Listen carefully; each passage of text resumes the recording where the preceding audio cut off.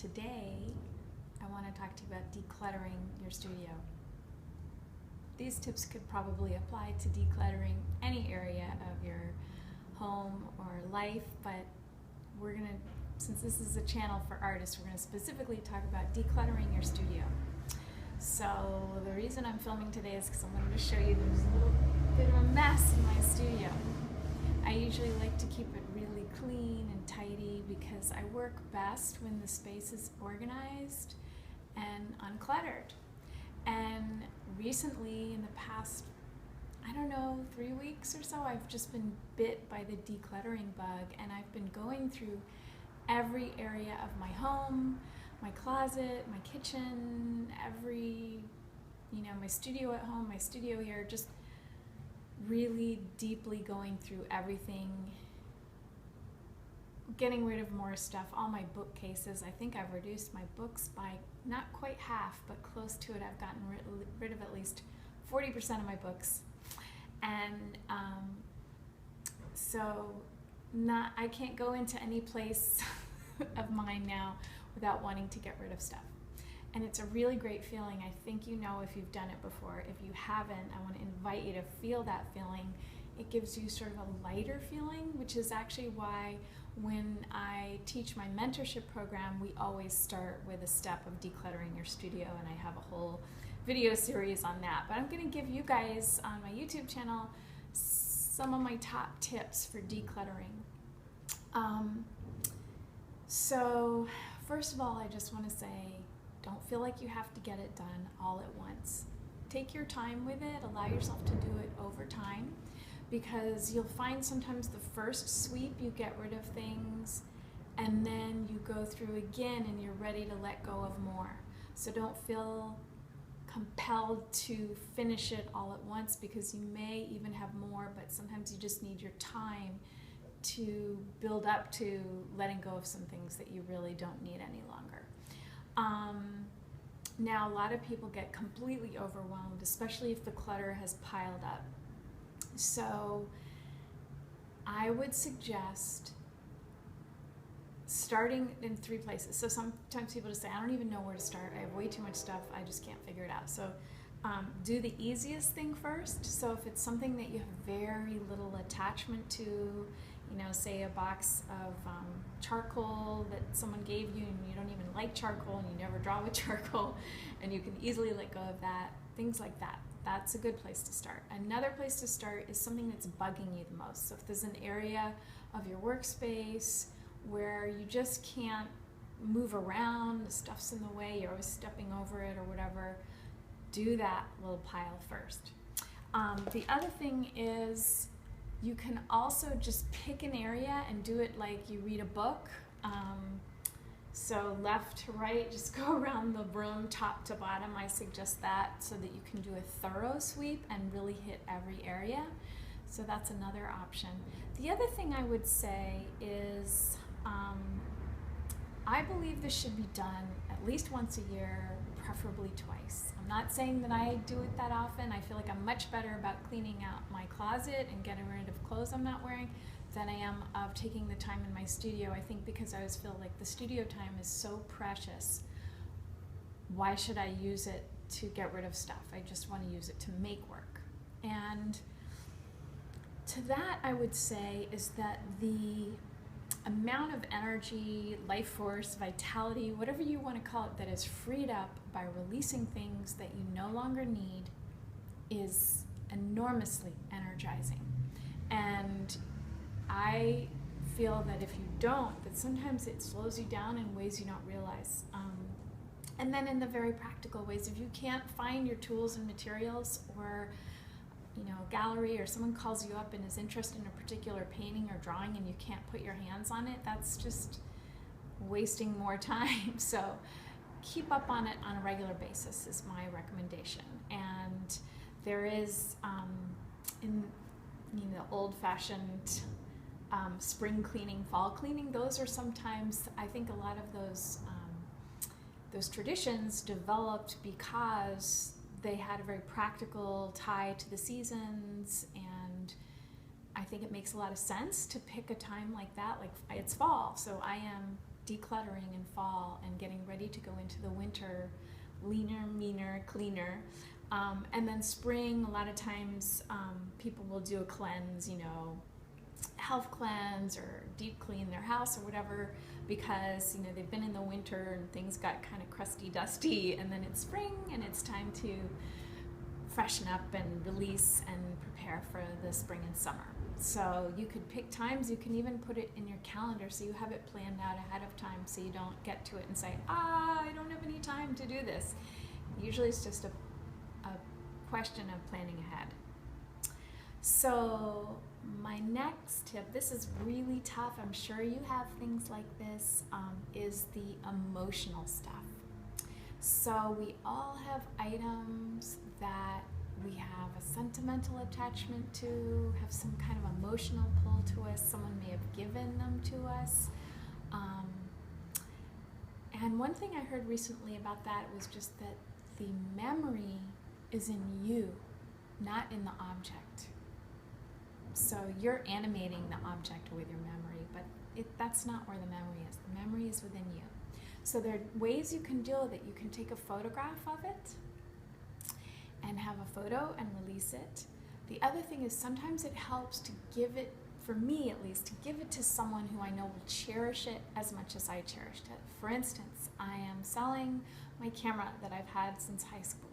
And it's a film camera. I kept it in my office closet for so long because I just thought I might need it, maybe I might need it.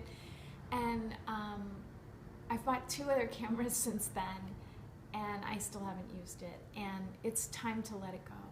And I didn't feel like going on Craigslist, which is an obvious place to sell something, but I wanted it to go, I just thought, well, I'll post it on my Facebook page. And so someone who's a friend of mine who I really care about, he was looking for a camera, and so it looks like he's going to buy it, and that makes me so happy because I know it's going to a good home and it'll be cherished, and that person has a connection to me, and so that makes me happy.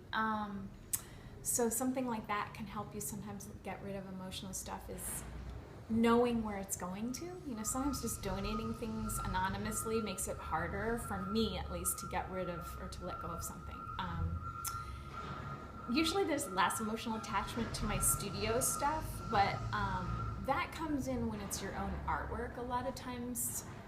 And this is a touchy topic. I don't think I want to go into it in this video. I think it warrants another video. But decluttering your own art inventory. How much of your stuff do you keep? If you're a younger artist, this is not relevant to you, but I've been making work for 30 years, and at a certain point, it was a blessing that there was a leak in my roof, because it finally forced me to go through and look seriously at all the work I'd made and how much I needed to keep and give away. Anyway, that's another whole video, I think. Let me know if you want me to do that video, because I could talk to you about that as a separate topic. Okay, so I learned a really great rule. I think you're going to love it, and I think a lot of art supplies can fall into this category. So a lot of times we keep things because what if? What if I need this? You know, I haven't done anything with colored pencils in 10 years, but what if tomorrow I decide suddenly to get on a colored pencil kit? So my question to you on that would be, we call it the 20/20 rule. Can you buy it for less than $20, less than 20 minutes away? So can you get in your car, get on the bus, walk to the store in 20 minutes and buy this item for less than $20? And there may be a different figure or amount of time that works for you, but just make your own rule that works for you and stick to it. Because honestly, I know you're going to feel so good and so much lighter when you've let go of these things that are just not being used, and suddenly there's space freed up in your studio or workspace, and it's just a great feeling. So other questions to ask are, have I used it in the past year? I do realize not all artists will fall in this category. I remember very specifically there's a wonderful artist, her name is Betty Saar, and I'll put a link to some of her work or to something where you can find her in the description below. But she's a wonderful person. I saw her speak once, and she has beautiful, really heartfelt work, and a lot of it is assemblage, so I mean she collects a lot of things. And I once saw a photo of her studio, and everything was on these little boxes, and they were kind of teetering on top of each other. Everything was neatly labeled, like, you know, maybe doll parts or bottle caps or whatnot.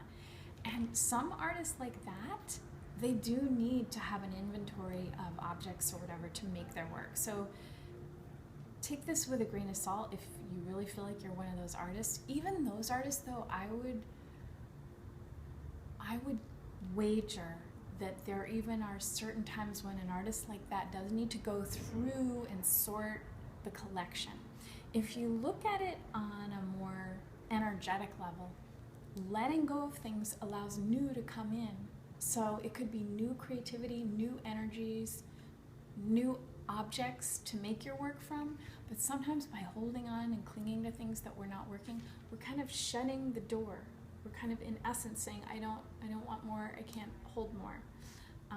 So consider that and make your own personal choices. You'll know what's best for you. Always ask. If you're really confused, one great question to ask is, am I taking this action out of love or out of fear? So if I'm afraid I'm not going to be able to find this again, if I'm afraid I'll never get another one, or I'm afraid I'm going to need it 6 months later, just sit with that. Just sit and see how that feels. How does that fear feel in your body? Where is it? Without judging it, but just ask yourself, do you want that fear to guide your movements in life? So, and then, you know, obviously another question to ask would be, do I need it? Do I really want it? Sometimes we hold on to things. You know, a lot of times I think this happens, people give us things, and, you know, in a very loving way. Oh, you know, you're into, you know, birds. I'll give you this book I had, or my grandfather had on birds, and boy, gosh, it can be really hard to let go of those things. But I would just say, pass it on, because there's someone out there who would be happy to have it and who it's a right fit for. If it's not a right fit for you, it doesn't really do you any good, or the person who gave you the gift, for you to hold on to it. And the next point I want to make is, I want to say, please, please don't just throw things away. If you've been watching my videos a while, you know care and respect for our planet is really important to me. And I've been, in my decluttering, watching a bunch of videos for inspiration, and I am shocked and horrified at what people will just throw away. Things that are perfectly usable, that could have another life, that could be donated to a thrift store. It's just, when, this is another whole topic, but if you look at our waste problem all around the world, it's very serious. We are a growing planet, we're 7 billion strong. Each person throws out so much stuff every year. If you just add that up, and any city has an issue right now with where to put all the, you know, landfills are getting full. There's just not place for all this stuff. So we really have to consider carefully when we get rid of things. I don't want this to slow you down. So I'm going to give you specific ideas of where you can get rid of these things without putting them in the trash. Now, obviously, if it's not usable, or if it's, you know, tattered old piece of newsprint and it can be recycled, in fact, composted. If you have a compost, paper makes great compost. My worm bin, the worms love crawling around in my shredded paper. And then it's not even going into the recycle stream, because it does take energy to recycle paper. So keep that in mind. If you can compost it, that's even better. So one thing is paper, consider composting or recycling. Objects, you can give them away to a local thrift store or charity shop.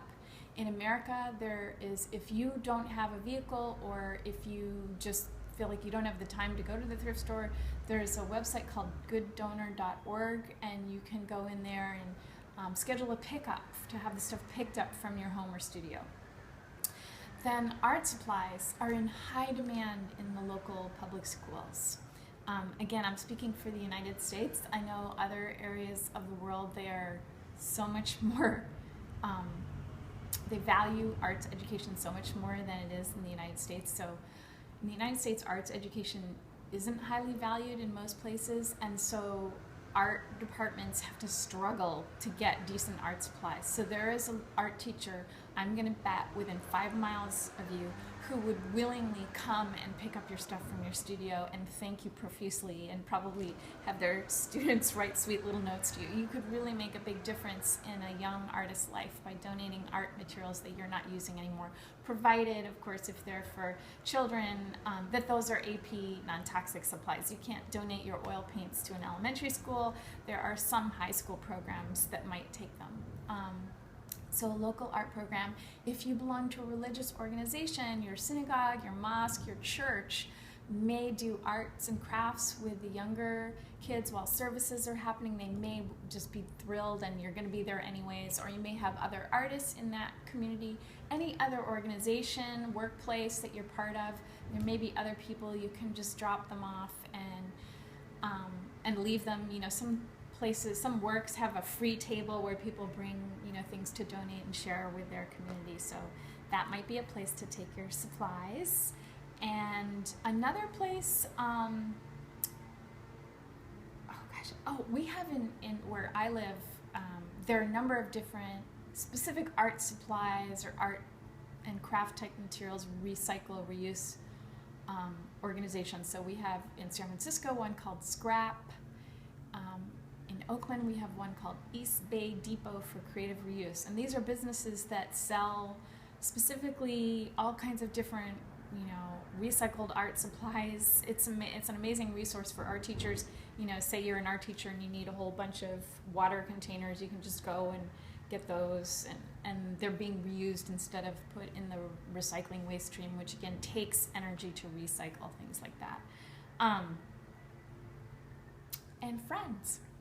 I have some books I'm mailing and giving to specific friends. You know, they've earmarked them for them. A lot of my books I just donated to the Salvation Army, but I have specific things that I've kind of it's just been a fun way. I have one friend who makes her own oil paints, and I had some dry powdered pigments. I literally had them for 20 years probably, and I used to make egg tempera paint myself, and I don't do that anymore, and it's like time to pass them on. I hold these things. I think the thing is, as a teacher, I justify holding on to them because I think, oh, someday I might need to demonstrate this for, you know, a student of mine, but you know, I want to declutter, I want to have less stuff, I want to simplify, so I am giving them to a friend, and it's an excuse for us to get together, so I'm looking forward to that. So last but not least, once you get going on this, you're really going to want to think about this final tip I have for you, and that is stopping the stuff from coming in. So this is one that I could really stand to work on, and because I'm spending so much time, it's really on my mind. I've just not been tempted to buy things recently because I've seen how much stuff I want to get rid of and how much stuff I have to get rid of, and it's ridiculous for me to think of buying more at this point. So I just want to have you be aware, you know, there's a lot of marketing out there. I know I was always susceptible to this, no longer, where I'd be buying something on a website and it's like, oh, just buy, you know, this much more to get free shipping. And then you're like searching around the site, like, don't I need, you know, a pink eraser or whatnot? Just a random example, but something you really don't need, and you end up buying it, or you don't really need it right now. So think about, you know, saving that $7 or $10 on shipping versus dealing with what I'm dealing with now is getting rid of all the stuff. You know, it's just not worth it, and probably you'll have to spend the same amount anyways, and then you'll just have stuff that you don't really need. So marketing those kind of pressure, you know, 1 day, 2 day sale only, and you feel like, oh, I gotta go get this now, you know.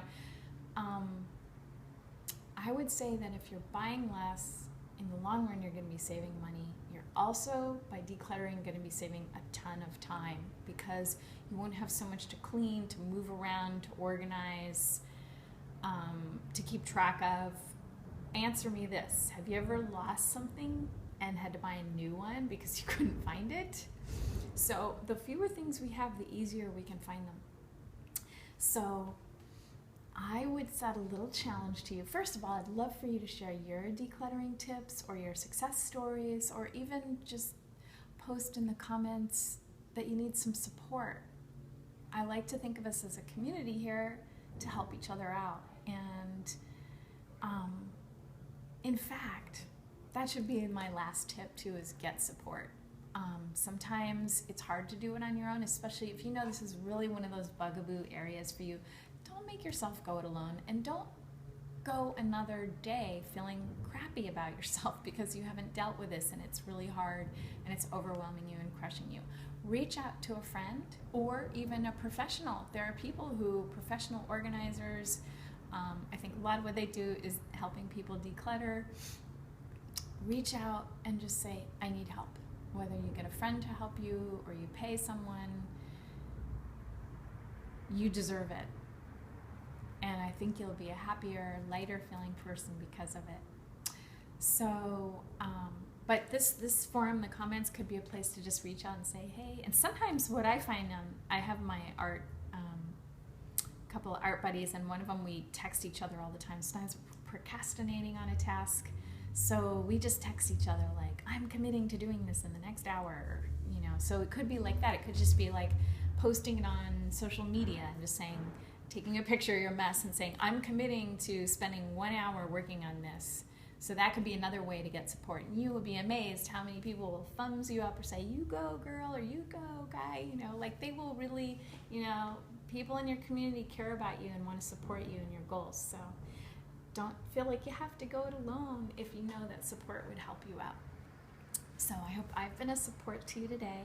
And my final challenge after you write something in the comments is to write down right now, just on a scrap of paper, on your phone, on your laptop, one area that you would feel really great about decluttering, and why, how you would feel, and what you would be able to do, or how that would change things for you. So you could do it here in the comments, you could do it for yourself on a scrap of paper or whatever, but I want you to really write it out, because that's going to really cement it and seal it in you.